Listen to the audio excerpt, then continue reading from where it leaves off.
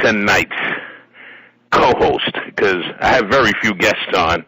Many times I have somebody as powerful as this young lady. They're co-hosts. They're not guests.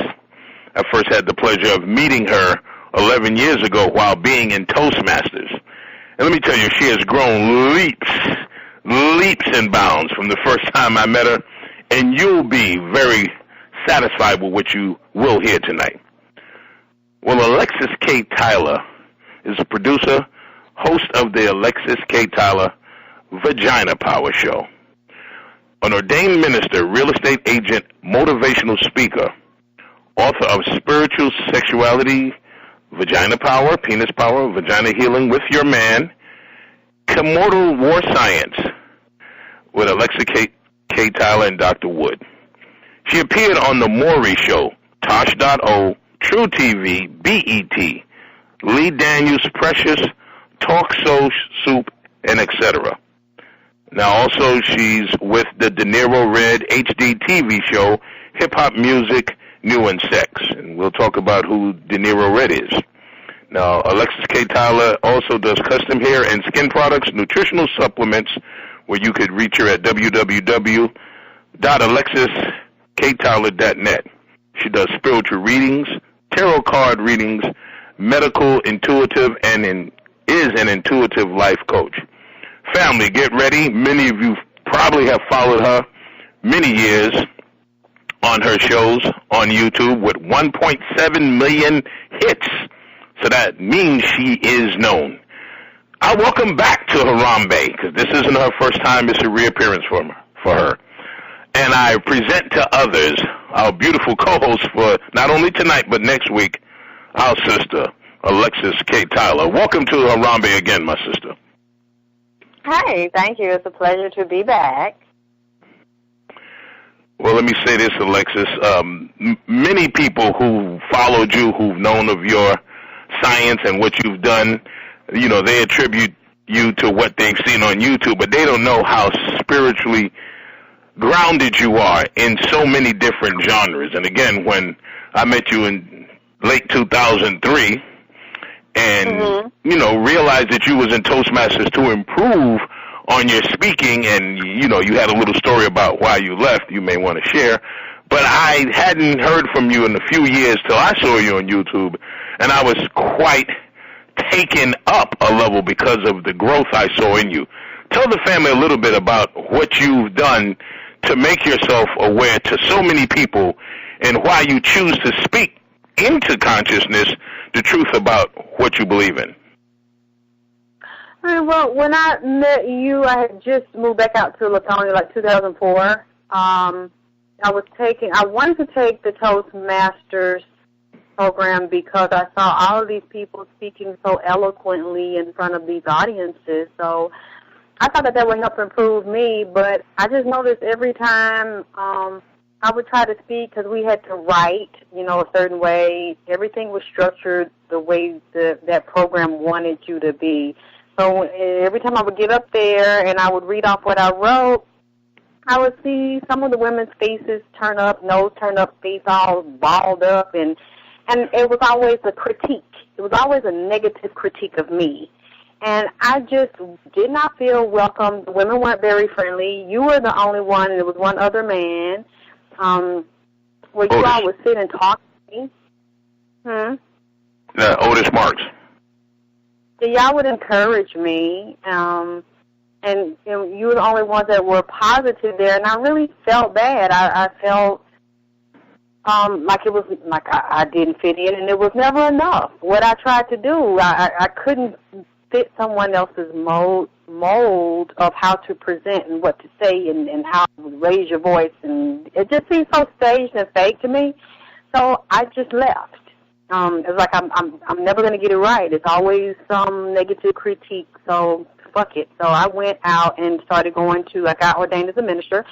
Went to different churches because it was my desire to work in the church. Since I grew up in the church, my mother's a preacher, and I realized the politics of the church. They wouldn't allow me to come, and I was nice then. I wasn't cussing, saying vagina power.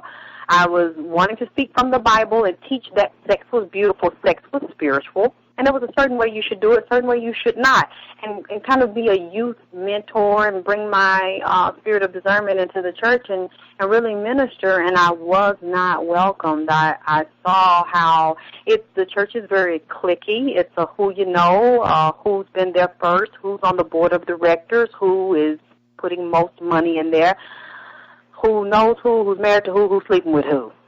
So when I was very disappointed about that, to see that it's a whole political structure, it's a whole government that controls the church. I understand it now, it's basically business, but it's a lot of cliques. So I wasn't allowed to come in there. And then I went to radio. I went to community radio downtown Atlanta, and I took the class. I said, well, fine, I would love to do camera and be in front of the camera, do news or something, but nobody's letting me in those arenas, and I didn't have the degrees for that. But I realized a lot of it was not even about degrees. It was about who you know or who wanted to give you a chance. So nobody wanted to give me a chance because I didn't want to play ball. It's like the propositions, I didn't want to go for the propositions, so I didn't have any connections. I said, well, I'll do radio until video opens up. Well, they didn't like me in radio either. I saw the politics of that, and I saw the little cliques in there and who knew who and who was doing who or trying to do who and who was kissing up. And I've just never been a kiss-up person, so I was considered difficult or different or, not willing to play by the rules. So then I went to public access TV, and I took the class there around 2005. And I wanted to do a class. I did a class, I graduated, and I had to do interning, and people were asking me to do I wanted to do TV, and they said no, because you need to be here 2 years. I'm like, I don't have 2 years to. They said, what's the crew? I didn't have a crew. Nobody in my class wanted to help me. They were very mean to me, very standoffish.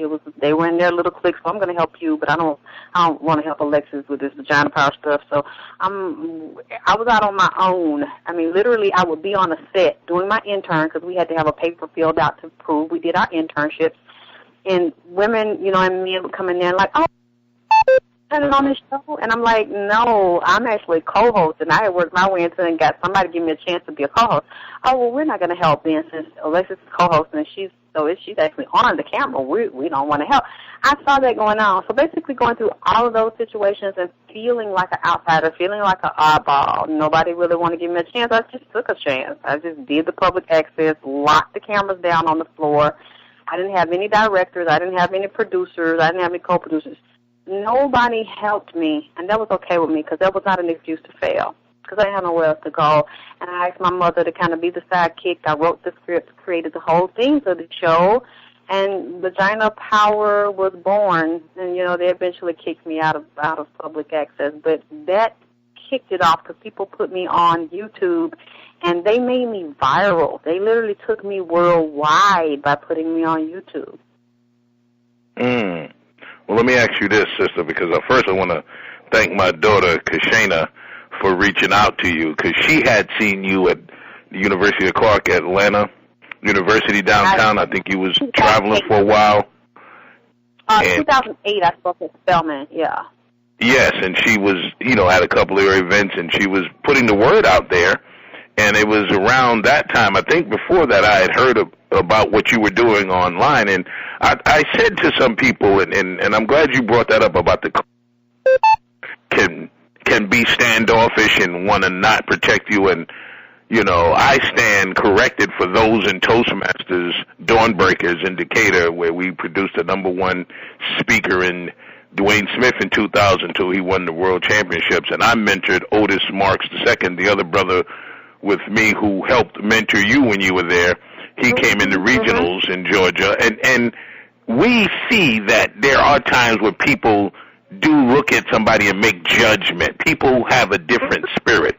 Tonight's show, as we title it, Sex, Spirituality, and Self, a lot of people who have their own insecurities about how somebody may look, their age, their height, their weight, you know, the color of their hair or their eyes, people start to judge because they know who they want to manipulate.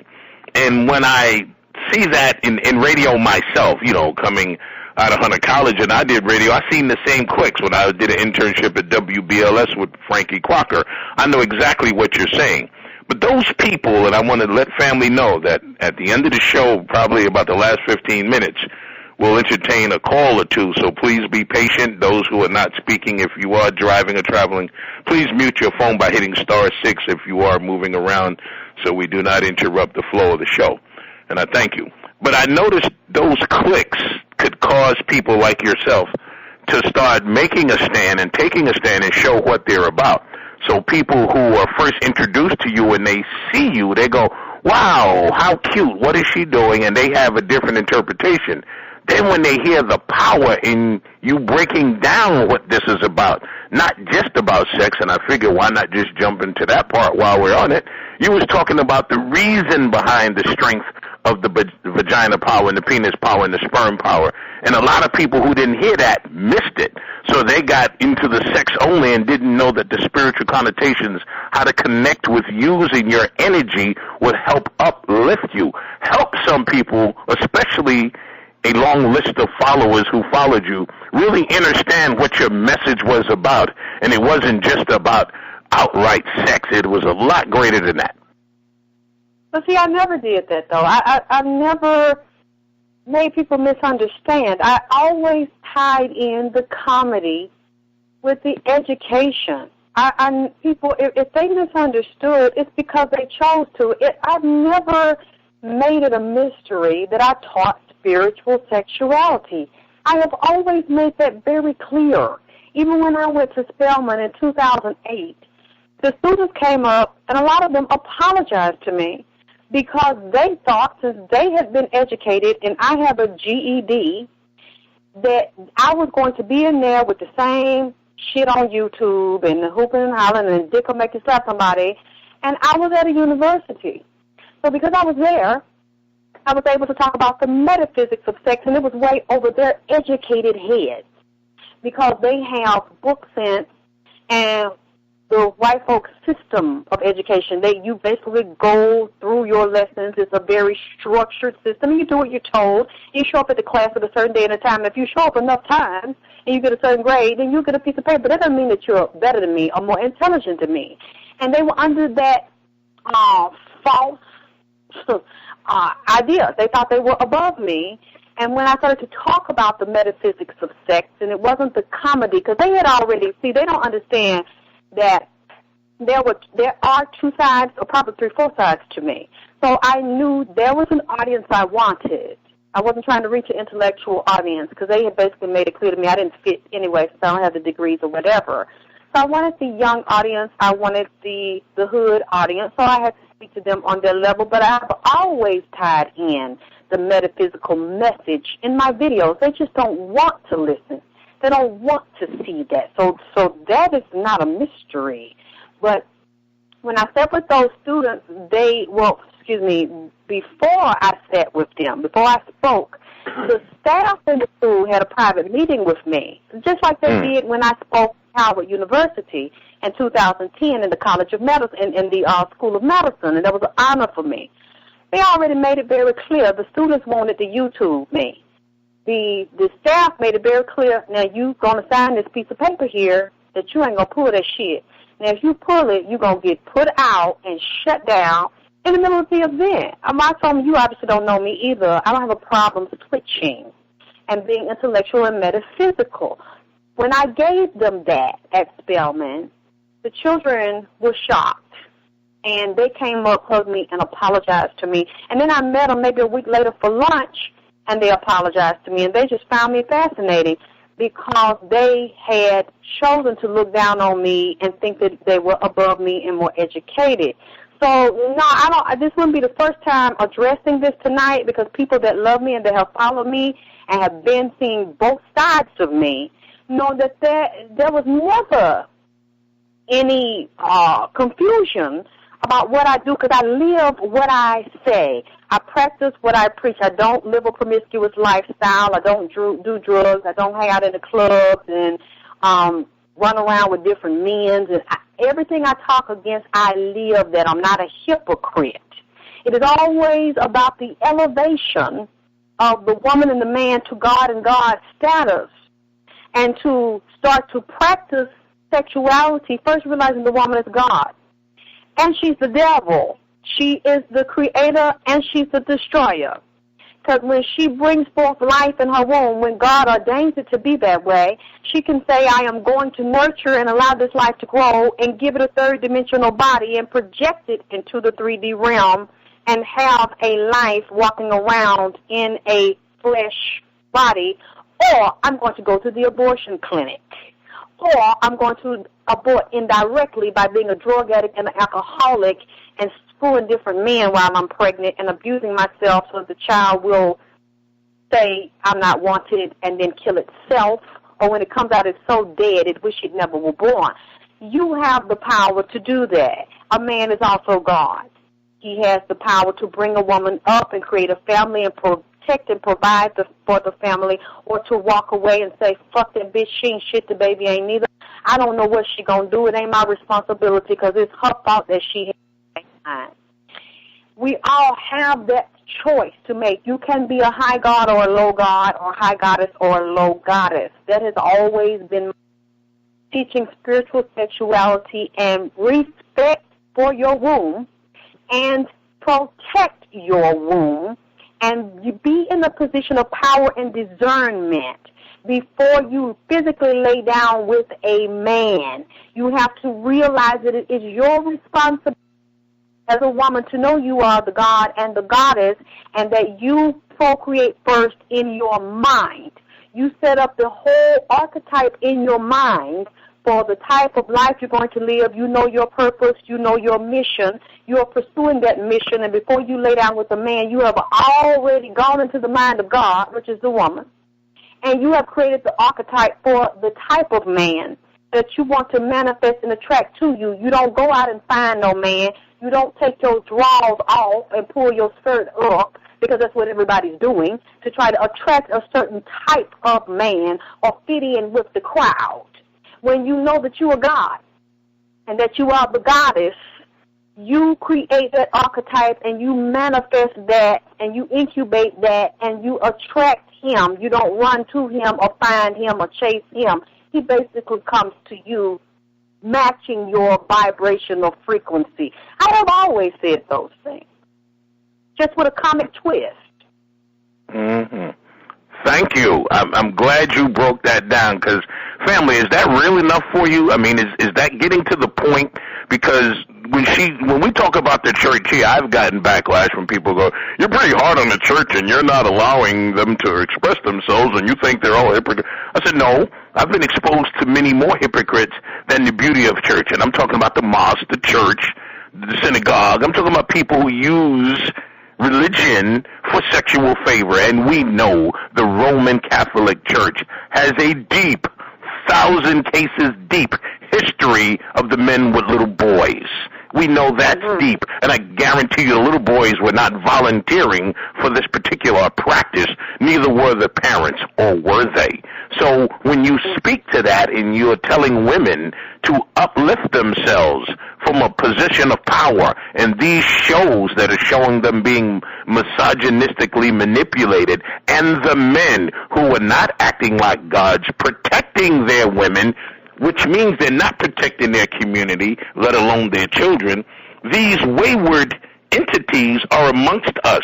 So those energies, which become negative energies to those who are spiritually connected, you now have a war of defending yourself against energies when you're just trying to spread the better good. And that's where tonight's show is about, spreading the better good, but keeping it real for those who think that, well, I know that I didn't mean to do that. But if you look at most people's track records, and I know you've done some spiritual counseling, who've complained to you, and you've really looked at their resume, Alexyss, and I know I've done it when I've talked to people, I go back and point to them and say, remember you told me this before? You're still doing this with this type of woman or this type of man, and you want them to change, but you haven't changed, so the energy isn't going to change. So therefore, you want to produce good fruit, but you're not planting seed in the soil where it's necessary. And tying that right into the spirituality, because, again, there's a part one and a part two. We got so many different avenues to go into. A lot of people don't know, and you and I have talked offline, and you made me aware of some things, and you can take it where you want with this. They don't know that you are a good mother as well, a very nurturing mother, but a very real mother in the case of saying, hey, look, not only do I speak it and live it, and you went through your experiences, but you want to ensure that your son, De Niro Red, as far as the show for people who know of him, that he's going to be guided in the right direction because he has a strong mother that stands on the principles that she's raised him from. Speak to that, if you will, my sister, because I think a lot of people need to hear because they have a cockeyed view of the mother and son relationship. Well, you know, I was talking to you earlier about setting up a lecture because our women of color, you know, we are stuck still, and we don't know it. We're shell-shocked, and we're dealing with post-traumatic slave disorder. We are still carrying the wounds of our ancestors in our DNA. And our boys, we're still dealing with that Willie Lynch syndrome, where a lot of the women are holding their boys like little girls, and they feel comfortable putting a little boy dress on and a little ribbon on because it is safer. She ain't got to worry about him going to jail or being targeted or shot by the police or killed. You know, nothing bad happening to him. Instead of moving from a place of power, now she's in defense mode instead of arming him the best she can or putting him around other strong men or putting him in an environment to where he gravitates towards the type of men that he needs because his father or uncles are not there or other men that choose to be role models to give him what he needs. Allow him to do that. Women, a lot of our women are not thinking, and they're holding the boy like a feminine. So all he knows is his mama, the grandmama, the cousin, the aunties, the girlfriends, a house just pussy everywhere. That is not good when a woman got a boy around a whole bunch of women and all them gossiping-ass women. You know, I have actually seen grown men sit up and talk like a damn woman. They're not ugly. I've seen grown men actually date women, but they gossip and in more shit than me. They actually can tell me what the news was today, what entertainment news was. Benzino got shot at his mama's funeral. Who got their head bust on Real Housewives of Atlanta. You know, what some woman got on her page on Facebook, what somebody doing on YouTube. And I'm just like, well, my mama was looking at, you know, Beyonce, and she don't like her, this color on her Jada Pinkett new hairstyle. And I'm like, you a grown-ass man with a dick. Why are you sitting up here gossiping with your damn mama eating ribs and shit? You need to get away from all this pussy. Because that is not good because that's your goddamn mama. That shit is too fucking much. These women, and they don't want to hear that and get an attitude. Whenever I see a feminine-ass man, I'm not talking about gay, but just a man like what I described, being a friend of mine, and you all into that gossip, and you sit up and gossip with your goddamn mama, or you still 30, 40 years old and living with your goddamn mama, and you sit up and she on the phone with women or having her other women friends or men friends, they sit over there and have a drink and watch TV and shit and gossip, and you right up there in the mix. That tells me that's a man I do not want to deal because you still on your mama's titty, and it's real feminine and immature and emotionally damn felt like I'm talking to a damn woman. And that's not what I do with my son. even though it was very difficult to raise him alone, I felt like a child raising a child because I had him so young and his father wasn't there, and I had spent my life with my mother. She wasn't there the first part of my life. She was in and out. And then when she was in the church, she was very abusive, and they would use the Bible and religion to justify the abuse and the abandonment and the neglect. So I didn't really know how to be a mother and never really had a father for myself or a father for my baby. But as he got older, I saw him craving the father figure. I saw him getting stuck in the new fads and what the bigger boys were doing and what the gangs were doing, and he started to gravitate out to those males and wanted some type of approval, some type of recognition, some type of connection with the big boys, with men. And my first instinct at that time was to pull him back and to keep him in the house and don't do this and don't go that way. Just go to school. You'll be okay. Well, in this society, just going to school, you're not going to be okay. Maybe if you can get out in the suburbs and get away from that lifestyle or not being exposed to other people that have seen all types of things, got the education, intellectual family with the money, but also dealing with the street side. If you can keep them away from that and they live in the suburbs, that's fine. Many times they want what they don't have and what they don't know and what they have not experienced. So the more I try to keep that child tied to my apron strings and not having the balance of the man to teach him, the more he wanted to know what that street life was like, what that gang life was like. And those older boys and even some of my family members got my child doing drugs, got him where he was into that lifestyle and the drinking and the drugging and encouraging him to have a promiscuous lifestyle. He actually got in trouble so much that my child went to prison. My child just got out of prison last year. And that was one of the hardest things for me to deal with. And what I saw a lot of black women do was because there was a lot of times I used to bond him out. Every time he got in there, he's like, Mom, it's not me. I didn't do it. They targeted me. It was a misunderstanding. Get me out of here. You know I can't stay in here. And I'm in my fear, and, every boy gets raped in there. I'm taking my money, getting them out, getting them out, getting them out. That's when I started doing my People TV. Most people don't know when I'm wilding off and trading on the show. Many times I didn't know where my child was, or my child was in jail. Not knowing what was going on with him, but I couldn't get him out many times. They wouldn't give him a bond or something was going on, so I couldn't stay depressed and I couldn't get him out, so I would do my show and just basically tell my show based on my life experiences. When people say my research, a lot of my research is in my own life experiences, the school of hard knocks. And I saw black women come in there with their fancy cars, their fancy suits, designer shoes, and matching pocketbook and shit. And they looking around like, ooh, I don't belong down here. This is for you all. This is not for me.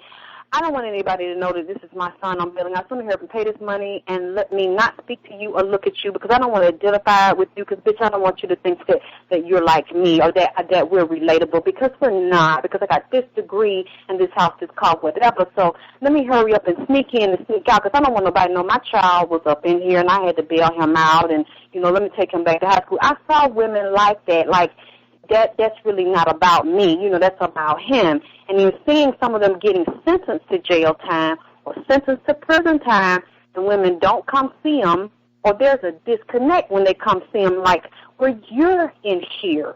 I'm not in here. This is your life. This is not my life. This has nothing to do. Bitch, it got everything to do with you. Yes, the fuck it do. You out of touch. You out of order because your son is in here and he came out of your ass. So I own that. No, I didn't do what he did. No, I ain't never been a drug addict. No, I never gangbanged. But it don't matter, though, because something came out of me, did and was. So I own that. I embraced that. Whenever they said the door was open for me to see my baby, I walked that hall with my back straight and my head high. I went to see my child.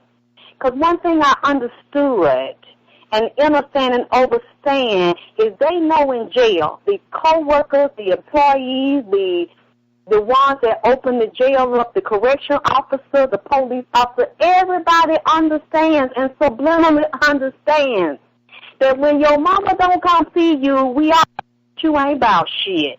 Your daddy, your auntie, your buddies can come, but if mama don't break them doors, you got a real problem because your mama don't fuck with you.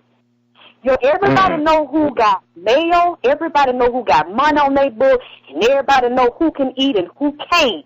Everybody know who gave you the money, too. Oh, damn, his mama ain't getting him no money. He don't never get no letters from his mama. His mama ain't coming in here. We all know that. So that means that he's vulnerable to all the wolves. Whatever happened to him, ain't nobody gonna care because his mama don't care. He done pissed his mama off or fucked over his mama so many times that his mama don't even want to see about him, and she don't give a fuck if he live or die because he done fucked that up. That's what I understood. Now, my child violated himself, and he disappointed me, yes, but he did not do anything to me to make me turn against him. So I went so down. I felt like a part of me died. I felt like I lost a part of myself when my child was gone. And I felt that it was my responsibility to check myself and to deal with what did I do. I blamed myself a lot for the first few years he was there. And I asked him, what did I do? What did I not do? What did I say? What did I not say? I know I didn't pick the right man for you. I know he didn't want you. He didn't want me. And I know that could have been better. I should have made a better decision. I should have picked a better man. I feel like that has a lot to do with this. I really looked at me. It wasn't an attack on you this and you that. And we bonded in a way that we had never bonded before, Wallace, because he sat behind that screen and he looked at me in my eye. Mama, I'm going to tell you the truth now. I'm going to tell you what I did. I'm going to tell you what I didn't do. When you thought I was here, Mama, I really did this. Remember, I came in the house and I locked the door. You couldn't come in there. I'm going to tell you why. I was on this. I was on that. I was talking this prayer. I was talking that prayer. And it was like I didn't know my child, Wallace. Because that cute, sweet little boy that I had, and, that little boy, that little child, and everybody doting on him, and I'm doting on him, this had become a man. But it was also a wounded man. And I felt that I had to ride or die with my child, and that's what I did. And it was the best decision that I made. And I always told him in there, don't you ever let anybody make you ashamed of where you've been or what you've done. The best revenge for you is to learn from this and become stronger and wiser. You're in gladiator school because in there it's so rough for black men. It's a do or die, and it's a homosexual situation. They basically pit them against each other. They make them fight each other. There's no love or respect for each other. Men don't have love, respect for themselves. And they try to force them to be homosexuals. And if you do not succumb to that, they make it very difficult for you in there. If you're a man, they have a whole floor full of transsexuals. Niggas got big old titties, big old ass, hair braided weave and shit that confuse a lot of men because they look so much like women. A lot of these men are obviously bisexual any goddamn way. Or they weak and they ain't got no woman, they ain't got no mother, nobody to really talk to them, so they vulnerable anyway. And they see this, a man with a big old ass, big old breasts and shit, he taking hormones, he looking like a girl, so all this man is seeing is parts. Big ass from a woman, big breasts from a woman. This is in his memory, this is in his cells. He remember having an experience from a woman that looks this way, so now this nigga's confused.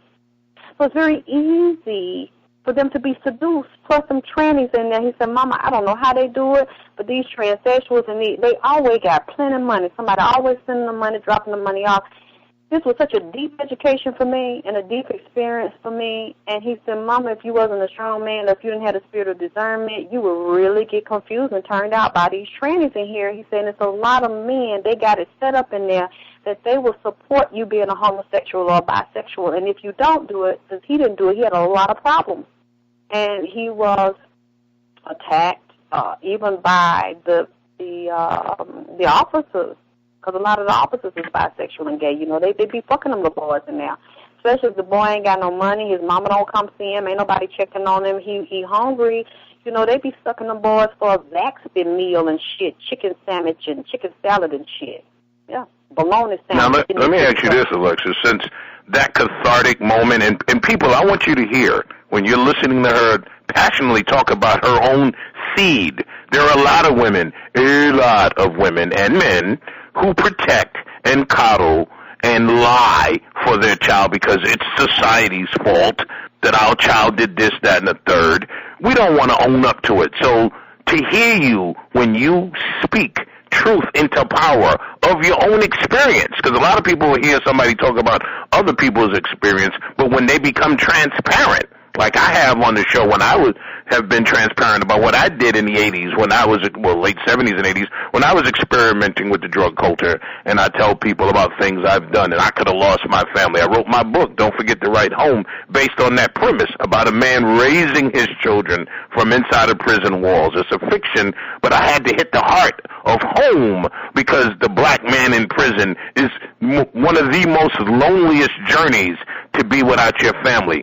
And the men and the women who are in prison while they are free, physically free, but so trapped in prison in their mind because they're in denial. And when you hear a person share and hopefully comfort you, our listening audience, in your own pain, because when I hear someone talking to me and I know they're in pain, their manhood, when it's the brothers I'm speaking to, still seems to be this fortress they keep up from letting me really penetrate what's wrong with them, let alone they claim their woman or their job or the finances that's been taken from them by losing their job or whatever. You see it's a bigger pain that they're going through because it's something they haven't been taught or brought up with because of their mother and or father or both.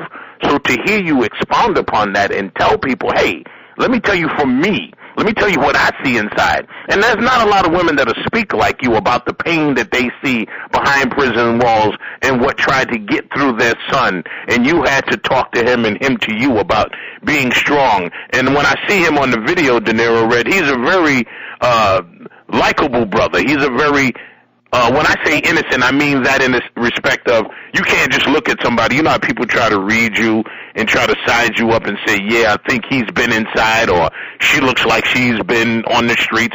People start reading people's energy wrong, and you'll never know by what somebody has in front of them who they are. That's how people are manipulated in the church. Some of the biggest thieves and crooks are in three-piece suits, not with tattoos and chains on. I know. And I think you said that very eloquently by expressing what you saw in the church and what you saw behind prison walls, which kind of gives me, we got about 5 more minutes before I take some calls, just because I always tell people we try not to beat up the Christian or the mosque or any religion, Jehovah's Witness, or you name your religion, but we try to tell people there's some things that could be written in Scripture, biblically, or Quranic, or whatever. But what's the truth? Your ascension to God internally. God is internal, not external. And you said it greatly when you said your gods and goddesses. A lot of people, that's pressure, Alexyss, to know that they have to live up to the entity of being a god, a goddess.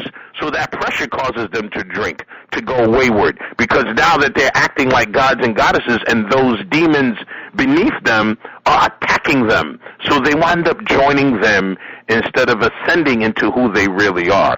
And I think you've kind of put that in a perspective where some people should know that it's universal. Do you mind taking a call or two right now before? Because, you know, you and I are going to do next week, and it's going to be part 2, and we're going to blaze it up. Are you ready? Because I'm sure some people may want to ask you a question, especially after you've expressed the journey you've been through inside and outside of seeing what you saw. I mean, it's up to you if you want to open the line up for somebody has a question. Sure. Now, let me do this, family.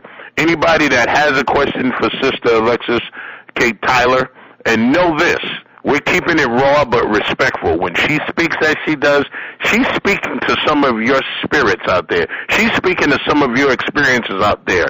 So when you ask the question to her or even me, you're asking from what maybe you've seen, experienced, or you're just unsure of. So we'll open up the line, take a call or two, because we got about 15 minutes before we get ready for Sister Gwen Mack. The line is open. Any questions?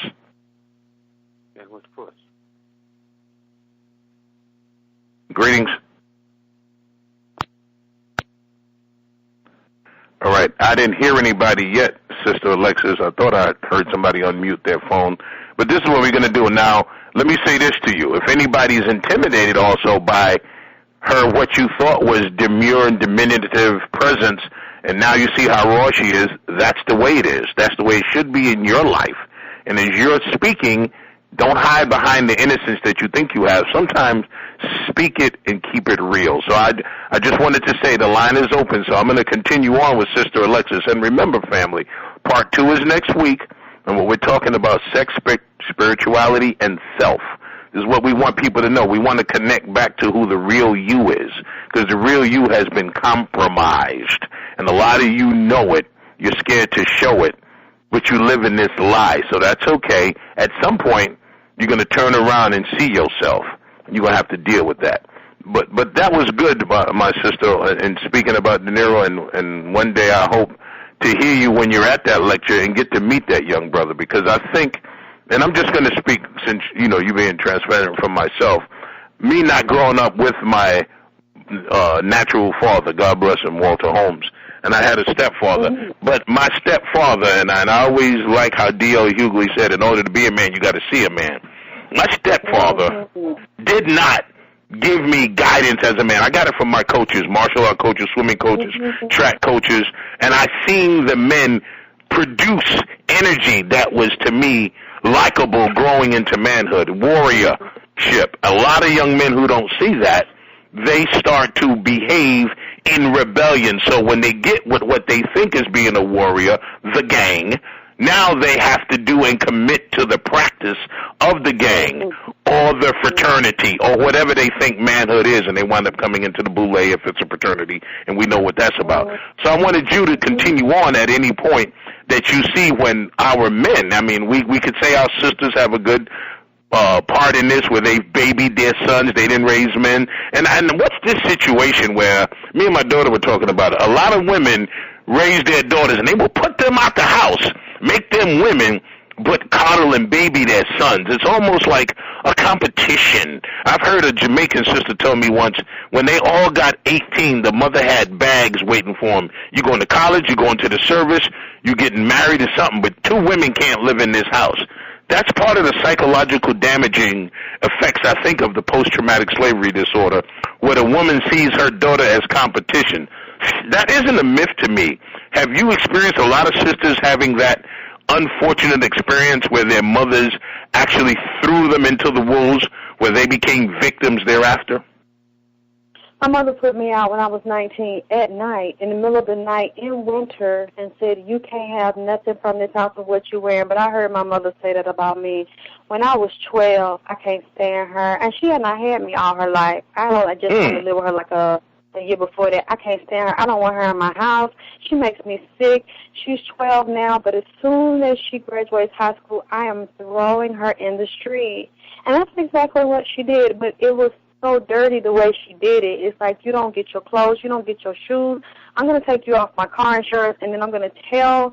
She went and told the car people, because my car was still, I had to finance it, that she doesn't have any insurance, told them where I was staying at one of her girlfriend's house in her church, and they came and told my car, and my mother called on the phone laughing hysterically about what she had done, and it's been that way back and forth. And that's why I said what I said about my child, because many women will watch their children in prison and say, well, that's him, you know, he didn't listen, so now he's in his 20s, I'm in my 40s, I'm still in my prime, now I'm going to do what I didn't get to do as a teenager because I was raising him. I'm going to party, I'm going to wear the miniskirts like I didn't get to do at 12 or 15.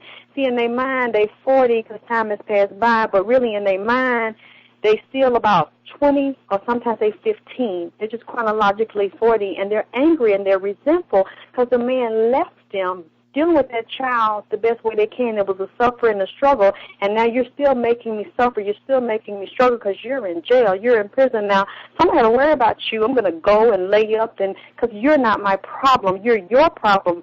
But I felt that it was my problem, and for me to be spiritually, sexually balanced and grow up inside and deal my wounds and my issues, I had to face where I saw that genetic, spiritual, mental, and emotional part of me that was out of my womb that was in now one of these new age slave institutions.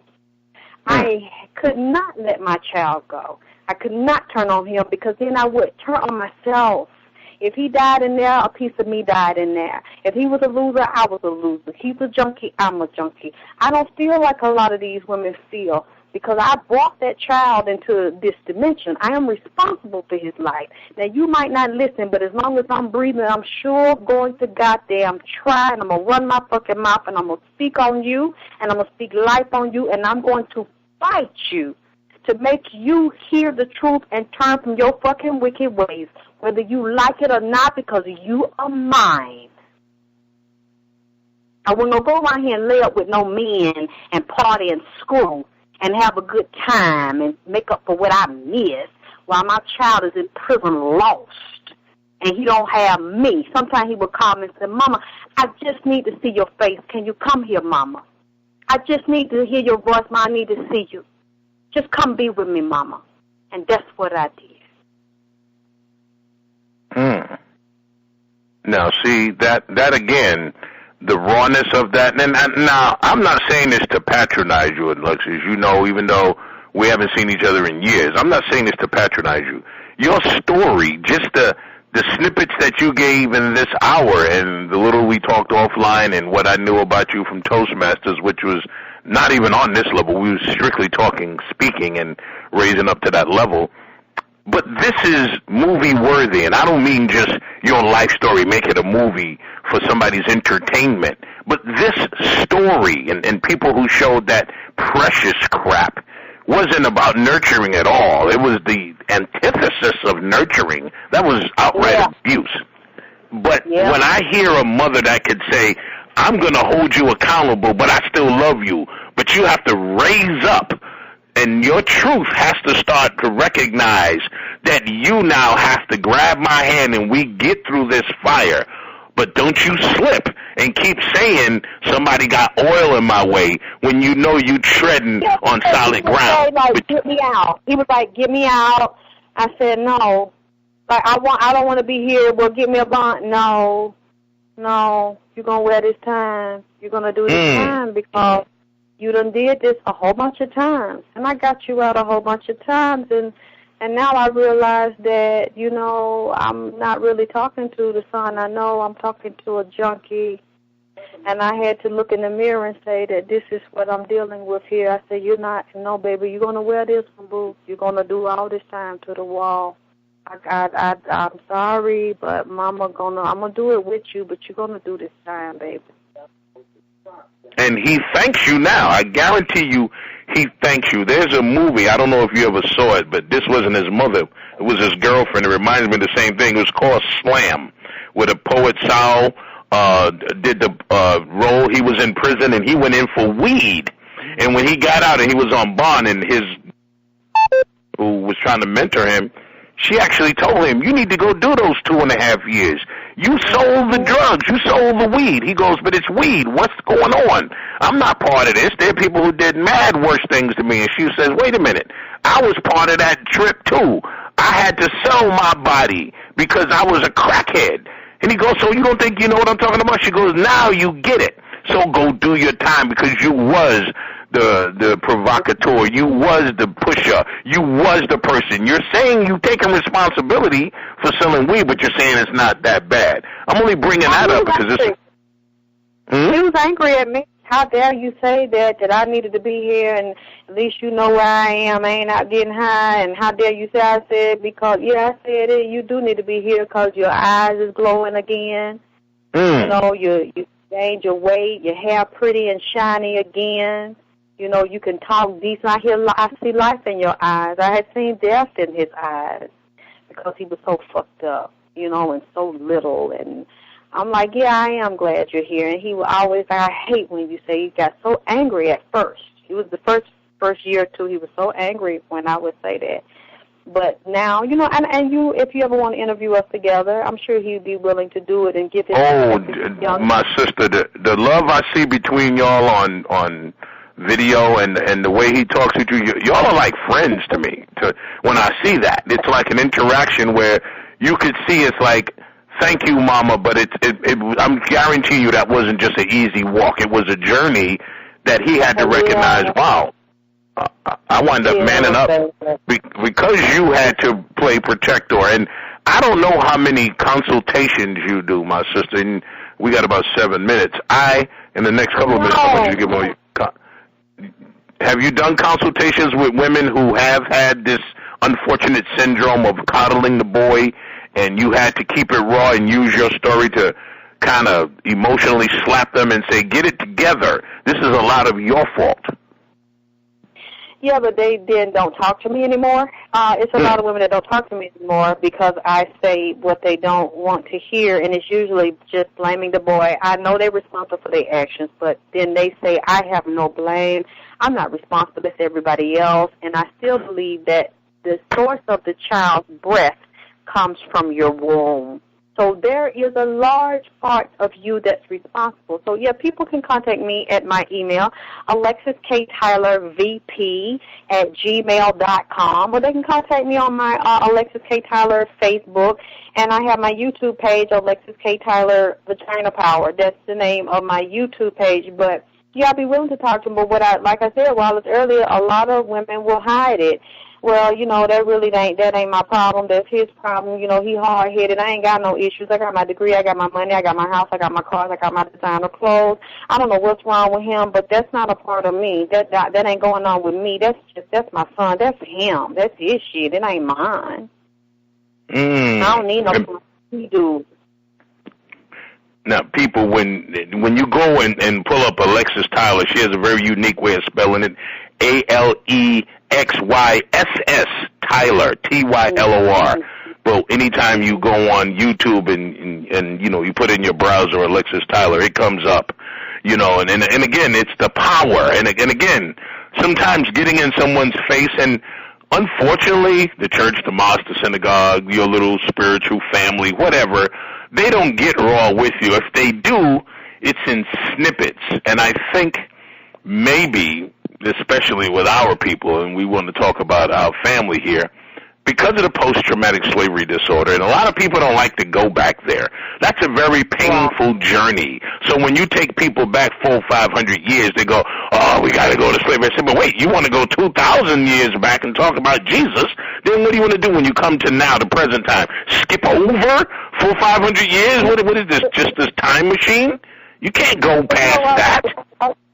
I really wish you had a 2-hour show because we don't really have enough time, especially having a guest like me. We're going to do. That's why you coming back next week, my sister.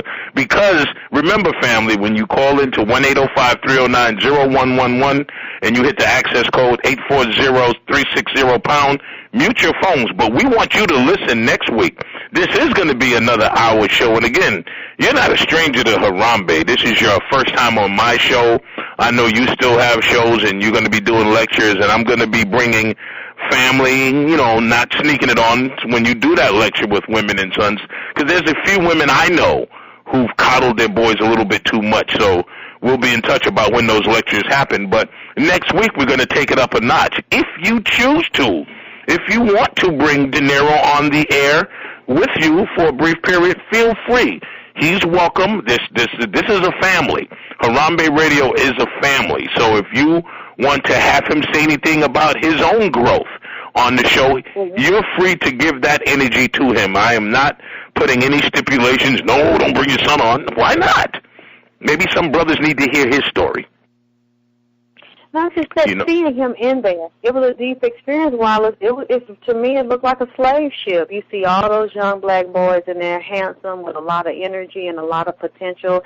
And then when I was talking to my son, a lot of times you're talking to him either in handcuffs or ankle cuffs. And then right behind him, I'm looking down there, and the nurse is walking by full of dope. So, they telling them you're going to jail for dope. But when you get in there, most of them boys is walking around like zombies, and they're drug addicts, but it's prescribed drug addiction, prescribed heroin derivative drugs, prescribed cocaine derivative drugs. You see what I'm saying? Prozac, Xanax, Percocet. all of that. That's why I feel like a lot of them shouldn't even go to jail for selling drugs and doing drugs, because really those are nonviolent offenses when you're a drug addict and they're arresting you for being a drug addict or having drugs on you. Because when I'm in there, I'm seeing a lot of them young boys walking like they don't even know where they are, because, I mean, man, them nurses and doctors experiment on them and got them boys in their junkies, man. Wow. Now, guess what? That is something that Dr. Umar Abdullah Johnson has talked about several times, how drugs, although prescribed, are still being peddled and pushed to our people. So people, when you take too much of anything that you think makes you feel good, you're kidding and lying to yourself. You might as well take a placebo. You know, breathe fresh air, you'll feel a lot better. Sister Alexyss, this has been great. I'm looking forward to next week. I'm also looking forward to keeping the spirit of your energy live, not only on Harambe, but throughout the universe. Our family needs this. You know, we know that there's been some disconnects we've had, and I know that those disconnects can be bridged together when we keep it real. Looking forward to next week, as I'm sure you are as well, right? Of course. All right. On behalf of Harambe Radio, this is Brother Wali with Sister Alexyss K. Tylor. Host for the evening and next week as well. Get ready for Sister Glidden Mack coming up right now for you. It's Hotep and Ashe, but make sure you look out and know your way.